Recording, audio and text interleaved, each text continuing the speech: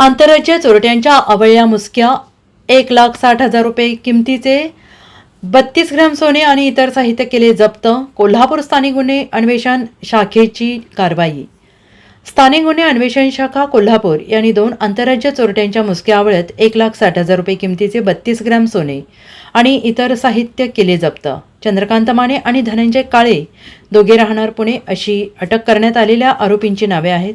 आणि याबाबत मिळालेली माहिती अशी की माननीय पोलीस अधीक्षक महेंद्र पंडित यांच्या मार्गदर्शनाखाली पोलीस निरीक्षक रवींद्र कळमकर यांनी आपल्या पथकासह तांत्रिक विश्लेषणाद्वारे तपास करून आणि गुप्त बातमीदारामार्फत माहिती घेऊन गुन्हे उघडकीस आणण्याचा प्रयत्न करत असताना पथकातील अंमलदार महेश खोत, संजय कुंभार यांना गोपनीय बातमीदारामार्फत माहिती मिळाली की रेकॉर्डवरील गुन्हेगार चंद्रकांत माने आणि धनंजय काळे दोघे राहणार पुणे यांनी प्रियदर्शनी कॉलनी जयसिंगपूर भागात घरफोडी केली असून ते दोघेजण मंगळवार दिनांक 1 ऑक्टोबर 2024 रोजी पुणे कोल्हापूर रोडवरील किनी तालुका हातकणंगले गावच्या हद्दीतील माऊली पान शॉपजवळ येणार आहेत अशी माहिती मिळाल्याने पोलीस निरीक्षक रवींद्र कळमकर यांच्या मार्गदर्शनाप्रमाणे पोलीस उपनिरीक्षक शेषमोरे, अंमलदार महेश खोत, संजय कुंभार, प्रशांत कांबळे, सतीश जंगम, सुशील पाटील यांच्या पथकाने पुणे कोल्हापूर रोडवरील किनी गावचे हद्दीतील माऊली पान शॉप येथे